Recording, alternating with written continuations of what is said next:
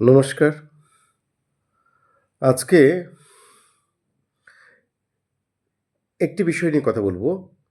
প্রসঙ্গ তিলোত্তমা মজুমদার। যিনি এবিপি আনন্দের একটি লাইভ অনুষ্ঠানে আ মুসলিম সম্প্রদায়কে উগ্রপন্থী আখ্যা দিতে চেয়েছেন। প জানি না কতটা উনি ভাবনা চিন্তা করে বলেছেন নাকি তাৎক্ষণিকভাবে বলে ফেলেছেন। হুম? আ যেরকম মনে হয়, আ একটা মনে হওয়ার কথা বলি। আমি তিলোত্তমা মজুমদারকে সমর্থন করতে চাইছি না। ধরুন আপনি শ্যামনগর থেকে ট্রেনে উঠেছেন কোনো একটা কম্পার্টমেন্টে, নৈহাটি লোকাল, আ অফিস টাইমে। দেখবেন ওখানে বিহারি মানুষদের একটা দঙ্গল থাকে। যেখানে কিন্তু অনেক সময় বাঙালি মানুষরা আ নিষ্পেষিত, অত্যাচারিত হন। এটা আমি চোখে দেখা, আমাকেও হতে হয়েছে। তাদের একটি দঙ্গল, আ যেদিক থেকে লোক নামে না, উল্টো দিকের জায়গাটা দখল করে থাকেন। এমন করে থাকেন, তারা হাওয়া খাবেন, ফাঁক-ফোকর আছে কিন্তু সেখানে লোক ঢোকা যাবে না।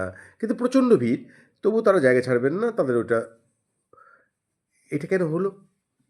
না, ওই যে দঙ্গলটা উঠছে, সেই সময়ে ওই দঙ্গলটা সংগঠিত। সংগঠিত মানুষই শক্তিশালী।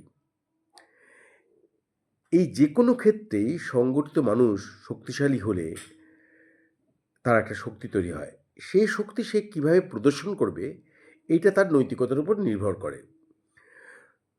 ঠিক তেমনি যেমন করে দেখবেন ব্যবসায়ীদের সংগঠন আছে, কিন্তু সাধারণ মানুষের সংগঠন নেই। ওইজন্য ব্যবসায়ীরা অনেক কিছুই নির্ধারণ করতে পারেন, চাপিয়ে দিতে পারেন।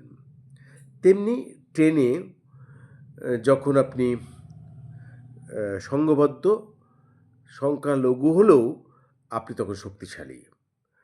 আবার যেখানে অসংগঠিত সংখ্যালঘু, সেখানে অসংগঠিত সংখ্যাগুরুরা শক্তিশালী। এটা একটা আ ভাববার বিষয়। তো সেখান থেকে আমি বলতে চাইছি যে এটা কোনো আলাদা কোনো বিষয় না।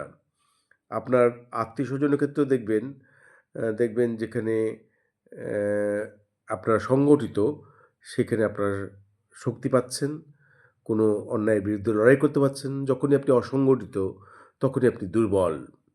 সেটা সংখ্যাগুরু হোক, সংখ্যালঘু হোক।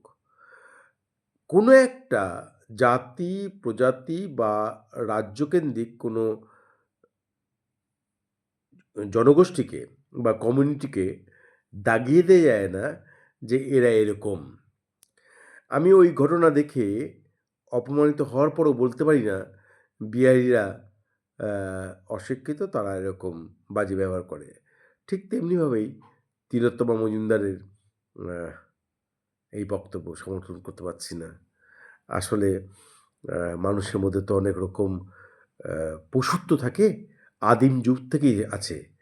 সেই পশুত্ব বেরিয়ে আসে ক্ষমতা পেলেই। যখনই আপনি সংগঠিত তখনই আপনার ক্ষমতা আছে।